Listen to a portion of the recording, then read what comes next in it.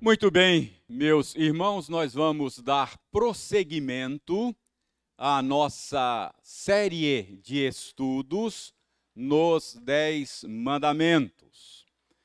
Nós chegamos hoje ao 9º mandamento, mas eu tenho lido a cada quarta-feira todos os 10 mandamentos, e eu já disse que tenho feito isto de propósito.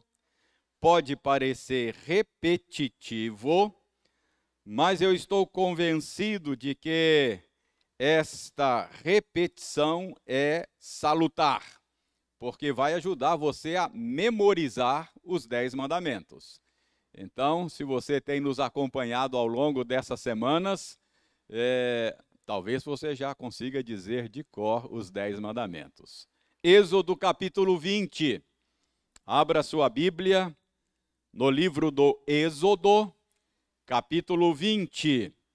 E você vai ouvir mais uma vez a leitura dos 10 mandamentos, tá bom? Então ouça com atenção, ouça com alegria, ouça com interesse, ouça com fé. Os 10 mandamentos são como que um resumo da vontade de Deus para o seu povo. Então, ouça atentamente. Êxodo 20, de 1 a 17. Acompanhe aí na sua Bíblia, silenciosamente. Então falou Deus todas estas palavras: Eu sou o Senhor teu Deus, que te tirei da terra do Egito, da casa da servidão. Não terás outros deuses diante de mim. Não farás para ti imagem de escultura, nem semelhança alguma do que há em cima nos céus, nem embaixo na terra, nem nas águas debaixo da terra.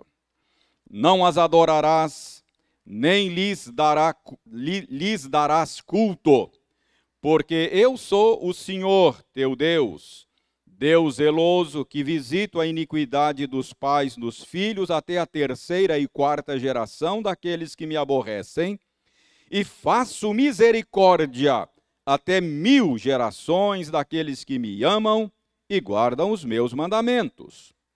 Não tomarás o nome do Senhor teu Deus em vão, porque o Senhor não terá por inocente o que tomar o seu nome em vão. Lembra-te do dia de sábado para o santificar. 6 dias trabalharás e farás toda a tua obra.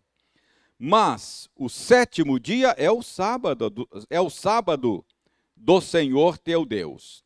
Não farás nenhum trabalho, nem tu, nem o teu filho, nem a tua filha, nem o teu servo, nem a tua serva, nem o teu animal, nem o forasteiro das tuas portas para dentro. Porque em 6 dias fez o Senhor os céus e a terra, o mar e tudo o que neles há. E ao 7º dia descansou. Por isso o Senhor abençoou o dia de sábado e o santificou. Honra teu pai e tua mãe, para que se prolonguem os teus dias na terra que o Senhor teu Deus te dá. Não matarás, não adulterarás, não furtarás, não dirás falso testemunho contra o teu próximo. Não cobiçarás a casa do teu próximo. Não cobiçarás a mulher do teu próximo, nem o seu servo, nem a sua serva, nem o seu boi, nem o seu jumento, nem coisa alguma que pertença ao teu próximo. Então, até aí, até o verso 17, não é? Então, vamos orar, intercedendo por nós, enquanto estudamos a Bíblia, e vamos nos lembrar também de interceder por esses casos mencionados aqui pelo presbítero Ildeir ainda há pouco. Então, vamos orar. Senhor, nós damos-te graças pela bênção desta hora. É um grande privilégio para nós poder voltar a este local e juntos nos debruçarmos sobre a tua palavra, a fim de compreendermos melhor a tua vontade e, deste modo, com a tua ajuda, no poder do teu Espírito, que nós possamos viver de maneira mais agradável ao Senhor.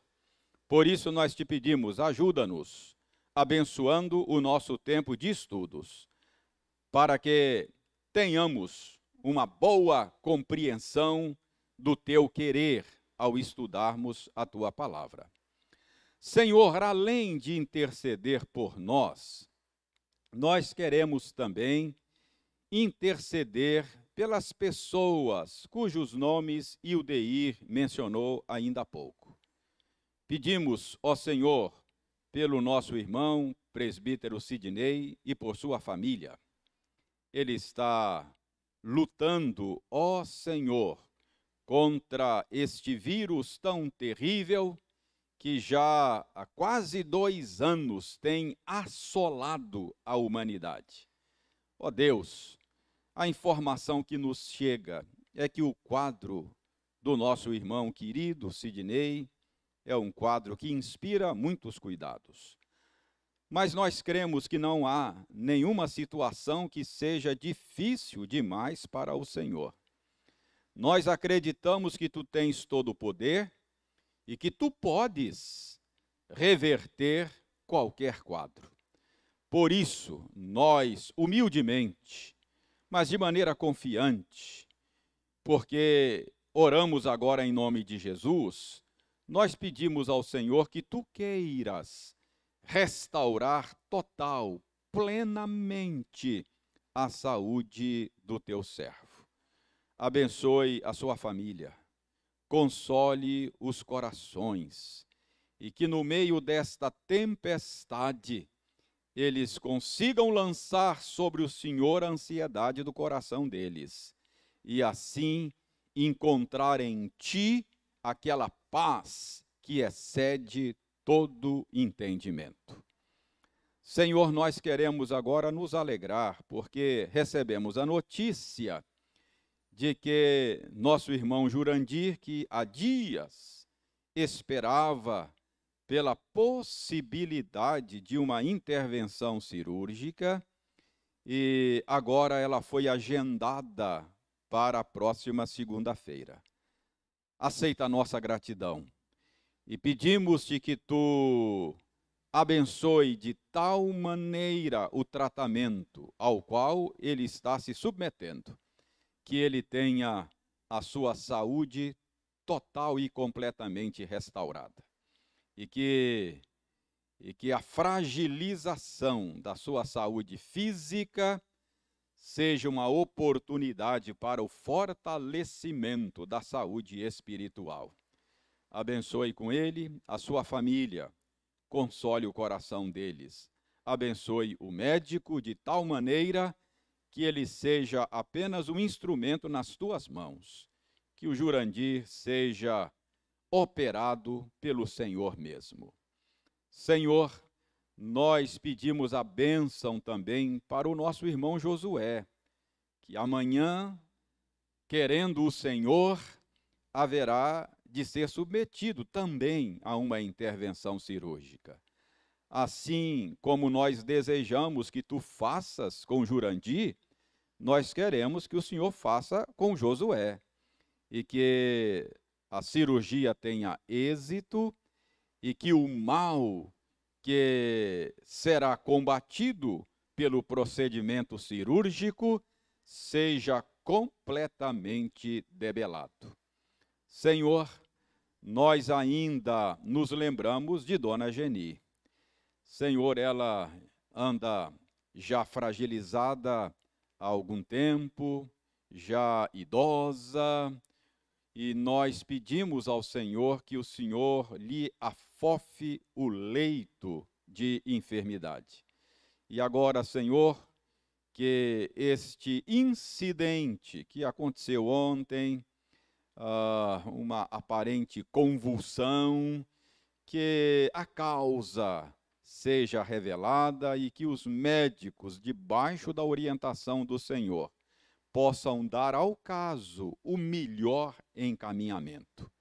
Abençoe a sua família, console o coração deles, de maneira muito especial o coração do nosso irmão Melquíades, e que ele esteja olhando firmemente para o Senhor, sabendo que é do Senhor que vem o nosso socorro. Nós oramos com o coração agradecido e com o coração confiante, porque oramos em nome de Jesus. Amém. Muito bem, meus irmãos, nós vamos então ao nosso estudo, à nossa aula de hoje. Estamos chegando ao final, não é?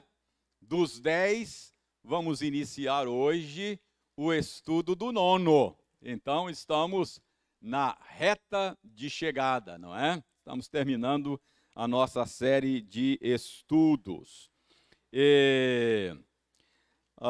Só para recordar, certamente você se lembra, se está conosco desde o início, que nós dissemos logo no início que os 10 mandamentos é como que um resumo da vontade do Senhor para o seu povo. Mas no primeiro estudo, na primeira aula, eu mostrei que essa passagem nos ensina que a vida cristã é uma vida responsiva. Ou seja, a vida cristã é uma vida de resposta de gratidão ao que Deus fez e faz pelo seu povo. Isso é muito importante, porque quando estudamos os 10 mandamentos, a gente corre o risco, porque são mandamentos, a gente corre o risco de entender mal essa passagem. A gente corre o risco de achar que os 10 mandamentos é aquilo que a gente tem que fazer para conquistar o favor de Deus. Mas não é isso. Os 10 mandamentos é o modo pelo qual eu agrado a Deus por causa do que Ele fez por mim. Não é um jeito de conquistar o favor de Deus. É uma resposta de gratidão. A nossa relação com Deus começa por iniciativa dele. É ele que toma a iniciativa e nós respondemos em gratidão. Como é que a gente aprende isso aqui nos 10 mandamentos? Começa assim o texto que eu li. Então falou Deus todas estas palavras: Eu sou o Senhor teu Deus, que te tirei da terra do Egito, da casa da servidão. Antes de dar qualquer ordem, antes de dar qualquer mandamento, Deus diz: Eu sou o Senhor teu Deus, que te tirei da terra do Egito, da casa da servidão. Então, a iniciativa é dele. Ele está se dirigindo a um bando de escravos que estava lá no Egito, e ele, de maneira graciosa, soberana, livre, tomou a iniciativa de libertar aquele povo. Então, a iniciativa é dele. Ele fez algo pelo povo. O povo já tinha o favor dele, antes mesmo de ele dar qualquer mandamento. Então, eu sou o Senhor teu Deus, que te tirei da terra do Egito. Agora, por causa disso, vocês vão viver assim, assim, assim, assim, como resposta de gratidão. Está claro isso? Começa com ele, não é? Então, os 10 mandamentos não são mandamentos para se conquistar o favor de Deus. Não. É a resposta de gratidão ao que Deus fez por nós. Lembra do apóstolo Paulo, que encontrou com o Senhor Jesus no caminho de Damasco? Não é? Foi o Senhor que foi lá e encontrou-se com ele e o transformou. Uma vez transformado, Saulo perguntou: Senhor, o que queres que eu faça? Agora sim. Então agora eu vou dizer que eu quero que você faça. Aí vem os mandamentos. Entendeu? Então é assim que funciona a vida cristã. É assim que funciona a coisa. Bom, mas para você entender o sentido do nono mandamento, nós vamos dividir a análise do nono mandamento em duas partes. E acho que hoje nós não conseguiremos esgotar as duas partes. Uma primeira parte nós vamos trabalhar o sentido do nono mandamento. Então acho que isso vamos ver hoje. E uma segunda parte nós vamos ver também as implicações do nono mandamento. Então qual é o sentido e depois quais são as implicações. Acho que as implicações ficarão para a semana que vem, para a quarta-feira que vem. Então, para você entender o sentido do nono mandamento, é preciso a gente recordar, eu já disse isso a vocês, mas é uma recordação útil. É preciso a gente se lembrar do contexto em que os 10 mandamentos foram dados. Eu disse a vocês que Deus aqui está cumprindo aquela promessa que fez a Abraão, quando estabeleceu a sua aliança com Abraão. Então, Deus prometeu a Abraão uma descendência numerosa. E Deus prometeu a Abraão que faria dos descendentes dele uma grande nação. E Deus disse a Abraão que por causa de um descendente dele, não é? Da descendência dele, seriam benditas todas as famílias da terra. Então, Deus está cumprindo a promessa de fazer dos descendentes de Abraão uma grande nação. Só que eles ainda não são uma nação.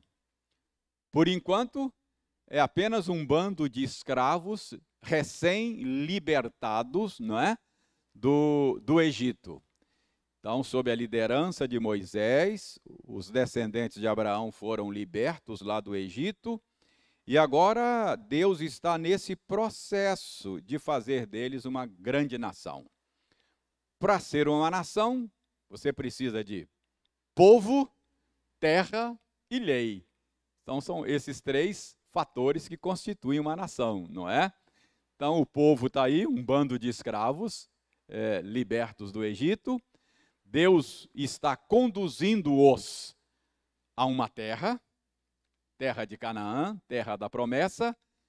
Agora falta uma lei, uma constituição, não é?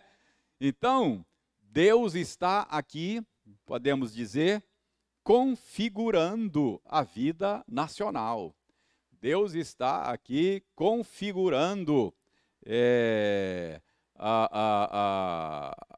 a vida dessa nação que ele está trazendo à existência, não é? Então, podemos dizer que temos aqui também, não apenas um resumo da vontade de Deus para o seu povo, mas temos aqui o instituto legal que deveria reger a vida nacional do antigo Israel. É por isso que eu disse que é como se fosse a Constituição, não é? A Constituição deles. E você certamente se lembra, não é? Primeiro mandamento, não terás outros deuses diante de mim, apontava para o fato de que esse povo, essa nação, não deveria ter outros deuses, senão ao Senhor somente, não é? Então, eles teriam muitos vizinhos com outros deuses, politeístas, mas Deus está dizendo, olha, vocês vão para lá agora, vão tomar posse da terra, mas vocês são um povo diferente. Não vai ter outros deuses além de mim, não é? Ele está mostrando aqui também, segundo o mandamento, não farás para ti imagem de escultura. Então, nós quando estudamos aqui o segundo mandamento, nós vimos que esse mandamento regula o culto, o jeito de adorar.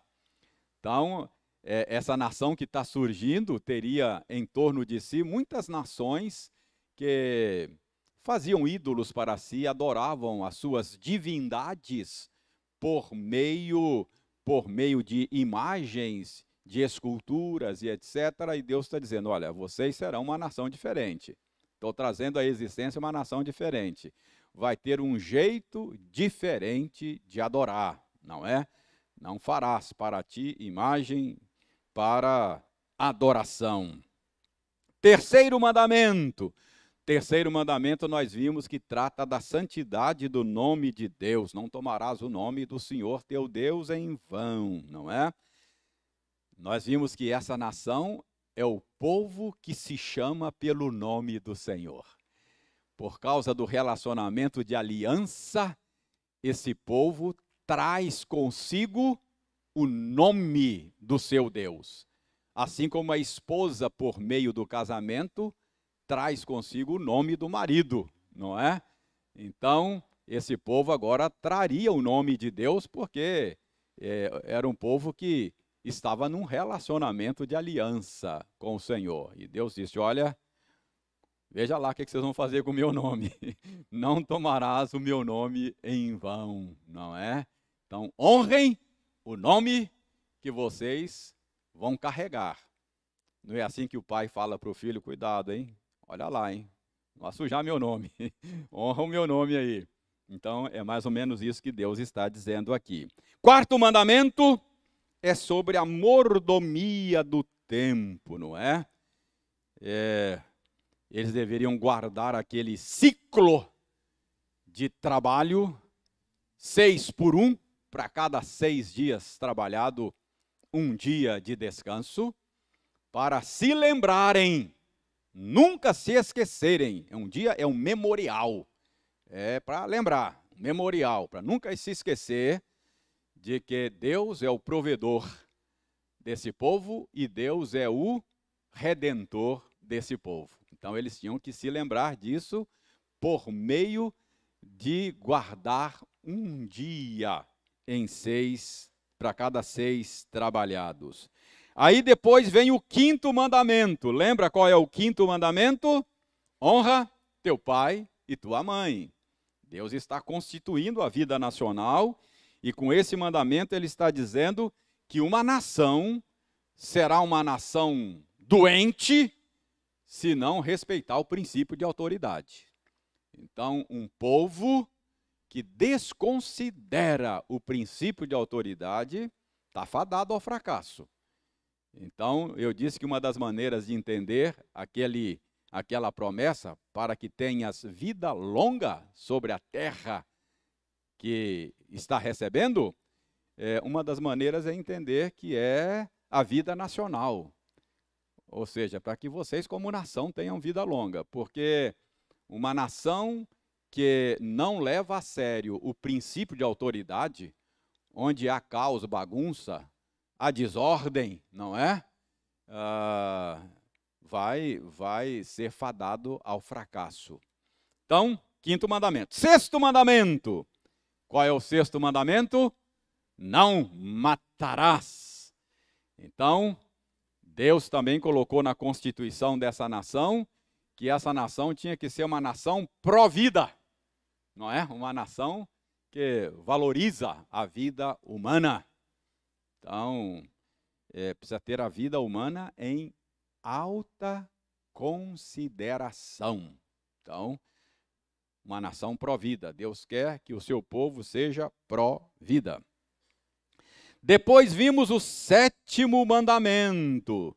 7º mandamento é um mandamento sobre a santidade do sexo e a santidade do matrimônio. Lembram que eu disse que o escritor de Hebreus resume o conteúdo do 7º mandamento quando diz que é digno de honra seja o matrimônio e o leito sem mácula.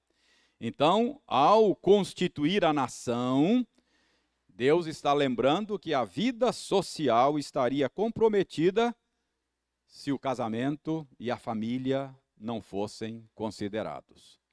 Então, um povo, uma nação que não tiver em alta consideração o casamento e a família, vai ter problemas. Então, Deus está lembrando o seu povo aqui ao constituir a vida nacional, que casamento e família precisam ser considerados. São instituições muito importantes, estruturais para a vida de um povo.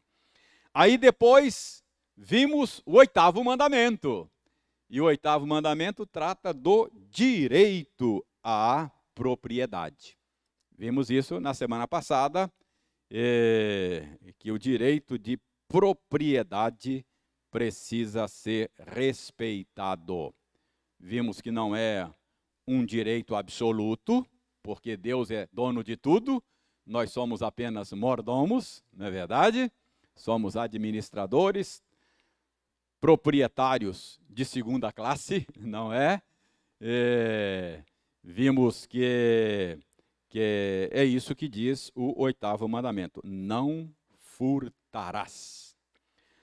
Ok, chegamos hoje ao 9º mandamento, não é? Qual é o 9º mandamento? O 9º mandamento está aí no verso 16, não é?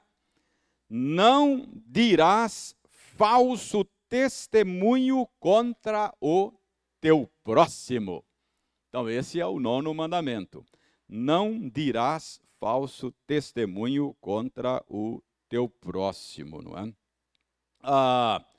Então, hoje nós vamos gastar um tempo para entender o sentido, o significado do 9º mandamento. E, se Deus quiser, na próxima semana, veremos as implicações do 9º mandamento.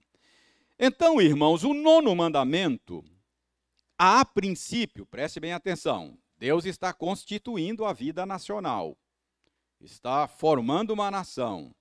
Então, a princípio, esse 9º mandamento diz respeito ao sistema de justiça da nação. Esse 9º mandamento tem a ver com a integridade do sistema judicial. Então, uma nação precisa ter um bom sistema judicial. Sem um bom sistema judicial, a vida nacional fica comprometida, não é? Então, a princípio é isso. O que está em foco aqui é o sistema judicial da nação. Mas, preste atenção, eu estou dizendo a princípio, porque nós entendemos que cada um desses mandamentos, eles têm aplicações mais amplas, não é? Nós vamos ver as implicações e as aplicações na próxima semana, mas eu já adianto a vocês que, embora o que esteja em pauta aqui é o sistema judicial, as implicações e as aplicações extrapolam os limites do sistema judicial. Então, num sentido estrito, qual é o sentido desse mandamento? Estritamente falando, o 9º mandamento regula o sistema de justiça da nação que Deus está constituindo. Veja bem, ele tem a ver com o testemunho dado nos tribunais. Não dirás falso testemunho contra o teu próximo. Então, o que está em questão aqui são os julgamentos nos tribunais. Não dirás, aqui está em pauta, e vamos detalhar isso daqui a pouquinho, o testemunho verbal. Não dirás falso testemunho contra o teu próximo.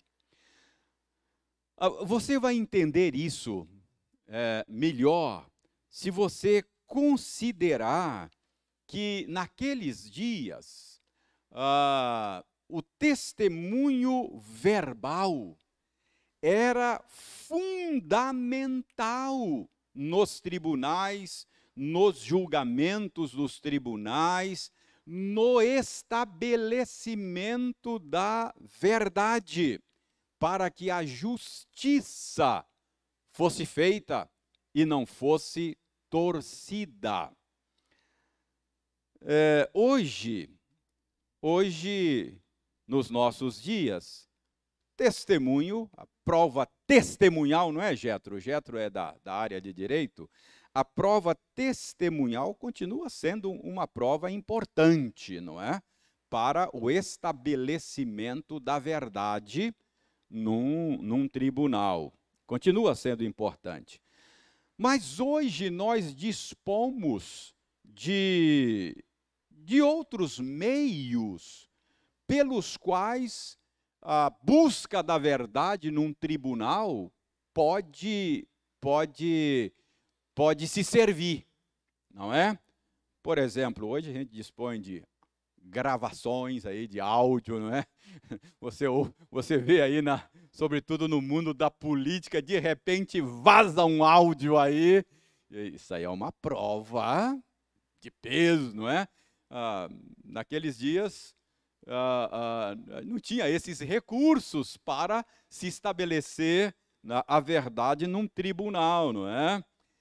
Impressões digitais, né? Hoje chama polícia técnica, né? Que é o pessoal encarregado de levantar essas provas para um processo e para que a verdade seja estabelecida. Então, impressões digitais são meios que na época não se tinha, não é? Um exame de DNA. Olha só quanto avanço nessa área a humanidade experimentou ao longo dos anos. Mas, então, naquela época, essas coisas, esses recursos não estavam disponíveis para o estabelecimento da verdade num tribunal, não é? Então, muito mais, o que eu quero que você entenda é que muito mais do que hoje a prova testemunhal era algo assim muito relevante, muito importante. Então, é disso que o 9º mandamento está tratando. Não dirás falso testemunho contra o teu próximo. Ou seja, não leve ao tribunal nenhum testemunho falso que possa comprometer a justiça, distorcer a justiça e prejudicar o seu próximo. Então, a ideia aqui é essa. Deixe-me mostrar a vocês uma ou duas passagens bíblicas que mostram a relevância da prova testemunhal naqueles dias. Abra Deuteronômio, abra sua Bíblia em Deuteronômio.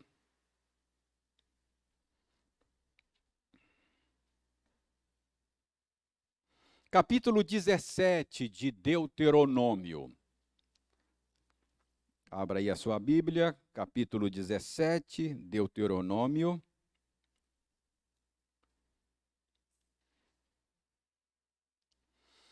Versos 6 e 7. Dê uma olhada aí, Deuteronômio 17, versos 6 e 7. Por depoimento de 2 ou 3 testemunhas, preste atenção, por depoimento, olha, o testemunho verbal, por depoimento de 2 ou 3 testemunhas será morto o que houver de morrer. Por depoimento de uma só testemunha, não morrerá. Ou seja, precisava ter 2 ou 3. Uma testemunha só não era aceitável. Verso 7. A mão das testemunhas será a primeira contra ele para matá-lo, e depois a mão de todo o povo. Assim eliminarás o mal do meio de ti. Isso aqui é só para você ver como é que era a maneira de fazer justiça no meio, naquela circunstância, naquela situação. Testemunho era muito importante e para responsabilizá-lo, ele tinha que atirar a primeira pedra. Se o sujeito fosse condenado a morrer, a pena capital por apedrejamento, ele falou, você que testemunhou, então você vai atirar a primeira pedra, não é? Responsabilizava o sujeito. Então, o que eu quero mostrar é que a prova testemunhal, o testemunho verbal, era extremamente considerado. É claro, como eu disse, o escopo do mandamento, do 9º mandamento, extrapola os limites dos tribunais, nós vamos ver isso, não é? Mas o que está em pauta aqui é o sistema de justiça do povo, da nação, que está sendo configurada. Muito bem, dito isso, eu quero que vocês percebam que o 9º mandamento se preocupa basicamente com 3 coisas, 3 pontos aí. Primeiro, eu já adiantei, é testemunho verbal. Não dirás. Então, isso é importante. O primeiro ponto aí é que é um mandamento sobre uso de palavras, não é? Você vai testemunhar com palavras, vai dizer coisas. Então, não dirás. Isso é importante e nós vamos ver isso. Outro aspecto aqui é com a verdade dos fatos. Não dirás o quê? Dirás o quê? Testemunho falso. Não dirás nada que não corresponda aos fatos. Não é? Não dirás nada que não seja verdadeiro. Então, isso é importante para um testemunho, não é? Então, tem a ver com o uso de palavras, e tem a ver também com o estabelecimento da verdade. Não é? E veja bem, não dirás falso testemunho contra o teu próximo. Terceiro aspecto aqui é o prejuízo causado ao outro. Então, nós podemos dizer que tem a ver com a reputação alheia. Então, o 9º mandamento tem a ver com o uso da palavra, com o estabelecimento da verdade, que é o uso da palavra, para o estabelecimento da verdade, e considerando a importância da reputação alheia. Então, em suma, esse mandamento pode ser destrinchado aí nesses 3 aspectos, não é? Então, não dirás. Então, é uma preocupação com o uso da palavra. É a justiça verbal, ou com a justeza das palavras, não é? O uso correto da palavra. Irmãos, eu quero frisar isso. Sabe por quê? Porque não é apenas falar num tribunal. Eu disse que o mandamento, nós vamos ver que ele tem uma abrangência maior do que o escopo jurídico, a justiça formal, não é? Então eu quero frisar isso porque a gente nem sempre para considerar a importância das palavras. Falar, usar palavras, é algo tão corriqueiro, é algo tão habitual, que a gente às vezes passa batido. A gente usa palavras assim. Dizem que cada um de nós usa aí em torno de 20.000 palavras por dia. Tem gente que fala mais, tem gente que fala menos, né? Tem alguns que... Mas dizem que em média, dá aí em torno de 20.000 palavras. Mas é algo muito corriqueiro, é algo tão comum, é algo tão natural, que a gente não dá muita importância. Mas, irmãos, a Bíblia nos convence de que poucas coisas que nós fazemos é mais importante do que o uso de palavras. Isso é muito importante. Não sei se você já parou para ver o quanto a Bíblia gasta tempo para tratar desse assunto. Uso da palavra, uso da língua. Muito importante isso, não é? Palavra, preste atenção, palavra tem poder. Palavra tem poder, isso é importante. Mas deixe-me dizer a você que quando eu digo que palavra tem poder, eu não estou me referindo a essa teologia que tem aí, que eles chamam de confissão positiva. Não é isso não, tá? Essa teologia não é boa, não. Porque tem muita gente que usa esse termo, palavra tem poder, com entendimento místico, supersticioso. Não fala não, porque se você falar, acontece. Então, não fala não é? Bobagem, superstição, isso é teologia ruim. Não é isso que a Bíblia ensina. Palavra, quando eu digo que palavra tem poder, o que eu estou dizendo é que palavra produz efeitos profundos mais do que a gente imagina. Uma palavra pode levantar o ânimo, consolar um coração, pode abater a alma, pode abrir ferida. Quem nunca experimentou a bênção de uma palavra que trouxe alívio, uma palavra que trouxe consolo, uma palavra que trouxe encorajamento? Quem nunca? E quem nunca foi ferido por uma palavra? Então é nesse sentido. Abra a sua Bíblia, Provérbios 18, 21. Marquinhos, muito obrigado. A Bíblia diz que quem dá um copo de água fria para o servo do Senhor não fica sem recompensa, viu? Muito obrigado. Muito bem. Provérbios, abra aí Provérbios. Provérbios, capítulo 18. Não dirás. Eu tô gastando tempo só com esse pedacinho. Não dirás. É uso de palavras, não é? Provérbios 18, 21.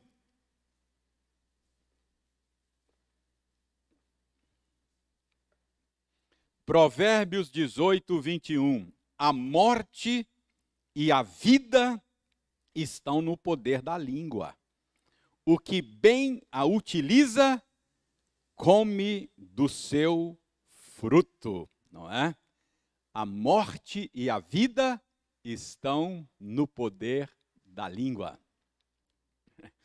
Eu não me esqueço um dia, quando estávamos em São Paulo, tinha um domingo por mês que o culto era a ordem litúrgica. Nós tínhamos 2 cultos, um à noite, outro de manhã, e a ordem litúrgica, num dos domingos pela manhã, era dirigida pela UCP, e o pastor que pregava, nós éramos lá 3 ou 4 pregadores, o pastor que pregava nesse culto, se fosse escalado, ele tinha que pregar para as crianças. Então, a mensagem era uma mensagem dirigida para as crianças.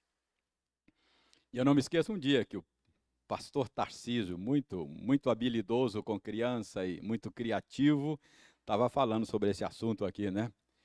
E ele falou: crianças, eu estou armado.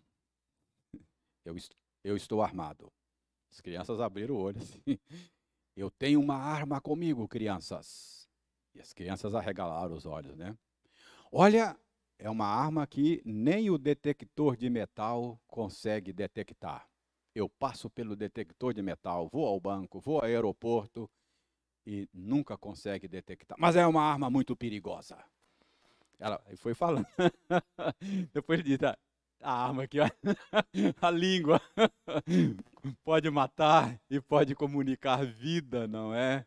Então, eu achei interessante a criatividade dele. Esse versículo, a morte e a vida estão no poder da língua. O que bem utiliza, come do seu fruto. Ou seja, aquele que usa bem as suas palavras vai ser recompensado, não é? Vai ser recompensado. Essa é a ideia. Então, irmãos, palavras podem animar, palavras podem fortalecer, enriquecer, alegrar, vivificar, mas podem entristecer, enfraquecer, arruinar, matar, destruir, destroçar. Então, é por isso que eu estou dizendo que palavras têm poder nesse sentido, não confissão positiva. E por que é que palavras são tão importantes, hein? Por que será que palavras são tão importantes? Você já parou para pensar que palavras é parte da imagem de Deus em nós? Nós fomos feitos à imagem e semelhança de Deus. Já pararam para pensar isso? O Deus que nos criou é um Deus que usa palavras. É um Deus que trouxe o mundo à existência usando palavras, pelo poder da sua palavra. Ele trouxe à existência aquilo que não existia. Você já parou para pensar que usar palavras é o que distingue você, pelo menos uma das coisas que distingue você das outras criaturas? Você é a única criatura que usa palavras? Porque é a imagem de Deus? As outras criaturas não usam palavras? É isso que te faz parecido com Deus também, não é? Então, usar palavras é muito importante. E notem, palavras tiveram um papel muito importante na criação, mas tiveram também um papel muito importante na queda, não é? O que o tentador usou? Palavras, não foi? Usou palavras. Qual foi o problema dos nossos primeiros pais? Confiarem mais na palavra do tentador do que na palavra do Criador. Olha como palavras são importantes. E como é que nós somos regenerados, salvos pelo poder da palavra de Deus? Ele nos santifica, nos salva pelo poder da sua palavra. Então, irmãos, prestem bem atenção. Nós devemos usar palavras como Deus usa. Ele é o nosso modelo para usar palavras. Usar palavras de maneira que comunique vida, comunique graça, que construa, não é?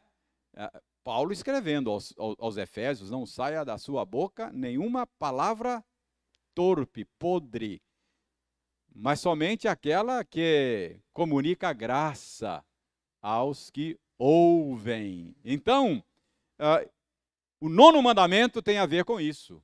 Usar palavras, não é? E usar palavras que correspondam aos fatos.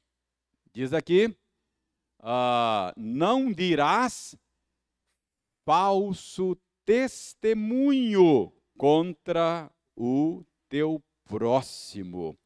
Irmãos, Deus é o Deus, Deus é verdade no seu ser, não é? Ele é verdadeiro e ele é verdade. Lembra, Jesus disse, eu sou o caminho, a verdade e a vida. Então, Deus é verdadeiro, como diz Paulo, ainda que todos os homens sejam mentirosos, seja Deus verdadeiro e todo homem mentiroso. Sendo Deus verdadeiro e verdade na essência do seu ser, ele somente usa a palavra de maneira verdadeira, de maneira fiel, não é? De maneira que seja confiável. Não é assim? Quando você for testemunhar lá no tribunal, o juiz vai garantir a confiabilidade do seu testemunho, fazendo você jurar. Ele vai dizer, ó, prometo falar a verdade, nada mais do que a verdade, somente a verdade. E ele talvez vai lembrar você, ó, e se você mentir aqui, não falar a verdade, você está cometendo crime e você poderá pagar por isso. Tá claro para você? Sim, Meretíssimo. Então pode falar o que você sabe. É assim que funciona a coisa. Ele quer garantir a confiabilidade, não é, do seu testemunho. Então não dirás falso testemunho, diz aqui o 9º mandamento, não é? E o terceiro ponto, então, primeiro ponto tem a ver com o uso de palavras, o segundo ponto tem a ver com a veracidade das palavras, e o terceiro ponto tem a ver com a reputação, com o bom nome das pessoas. Irmãos, a Escritura dá alto valor à reputação, ao bom nome. Isso é um patrimônio inestimável.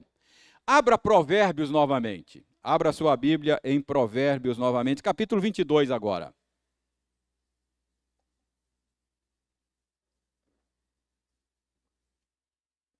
Capítulo 22, verso 1.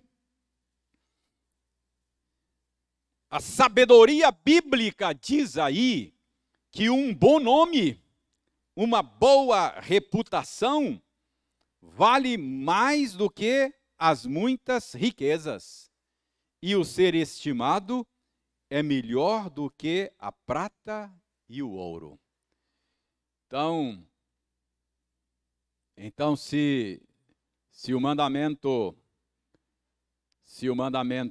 8º que vimos na semana passada é um mandamento protetor do direito à propriedade privada, o mandamento que estamos começando a ver hoje, ele protege a boa reputação, protege o bom nome, não é? Para a Escritura, o bom nome vale mais do que as muitas riquezas. Irmãos, perder a reputação é algo mais danoso, é algo mais terrível do que perder dinheiro. É algo mais terrível do que perder bens materiais. Por exemplo, por que eu estou dizendo isso? Eu acho que é um dano maior, sabe? Acho que é um dano maior. O mandamento que vimos na semana passada tem a ver com um dano à propriedade, não é? Mas aqui é o dano à reputação. E eu acho que é uma coisa pior, sabe? O dano à reputação é pior do que o dano ao patrimônio material, porque, veja bem, se você perde bens materiais, qual é a tendência das pessoas? A tendência, eu sei que às vezes pode não acontecer, mas a tendência é as pessoas se compadecerem, não é? Se solidarizarem, essa é a tendência. Talvez se você tem um revés financeiro, talvez pessoas se apresentem para ajudar você, Talvez um amigo diga, cara, vou lhe arrumar um emprego, vou ir lá na firma onde eu trabalho, ver se consegue uma vaga lá para você. Não é assim? Normalmente as pessoas, a tendência é despertar compaixão e solidariedade às pessoas. Mas se você perder o bom nome, se você perder a boa reputação, a tendência é as pessoas se afastarem. Não é assim? Então, por isso é que eu acho que é um prejuízo maior perder a reputação do que perder dinheiro. A Escritura diz aqui que vale mais do que muitas riquezas. E além disso, sabe, irmãos, além disso, eu acho que é mais fácil perder a reputação do que perder os bens materiais. Olha, a gente demora uma vida inteira para construir um bom nome. Uma vida inteira para construir um bom nome.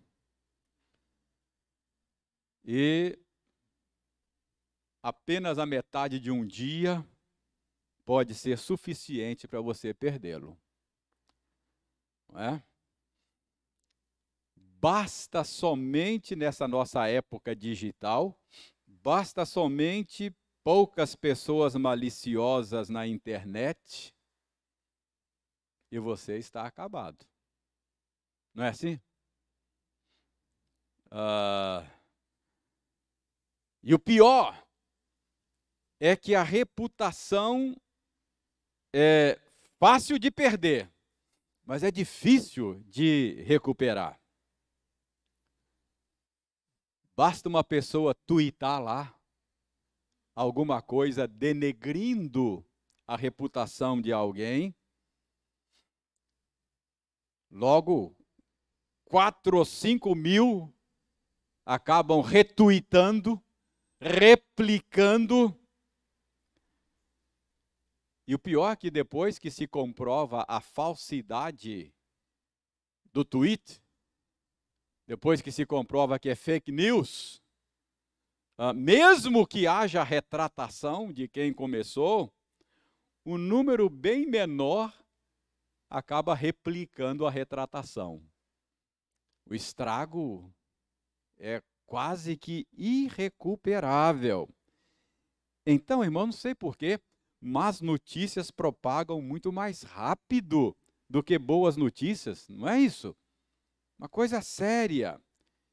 Então, nós precisamos ter muito cuidado com o modo como nós usamos palavras, sobretudo nas redes sociais, o que nós postamos, o que nós replicamos a respeito das pessoas. Porque a gente pode causar grande dano às pessoas. E isso ofende a Deus.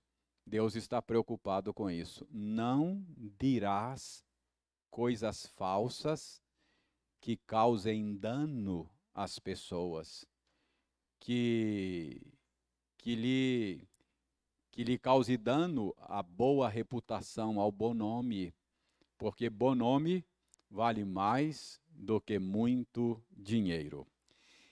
Então, preste bem atenção.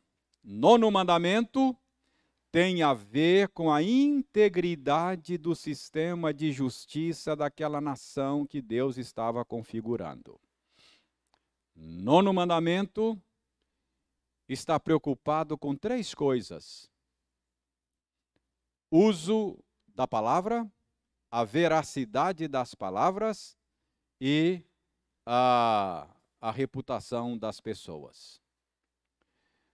9º mandamento tem a ver com o sistema de justiça daquela nação, mas ele tem aplicações mais amplas, que extrapolam os limites dos tribunais. Quais são essas implicações? Próxima quarta-feira, no mesmo horário, a gente vai ver então as implicações do 9º mandamento. Ok? Tomei quase 15 minutos de vocês hoje. Ô Kézia, hoje eu não vou brincar com você, viu? Pode ficar tranquilo. Ó, já brinquei, já acabei brincando. Muito bem, irmãos. Eu agradeço muito a atenção de todos. Eu agradeço muito aqueles que nos acompanharam pela internet.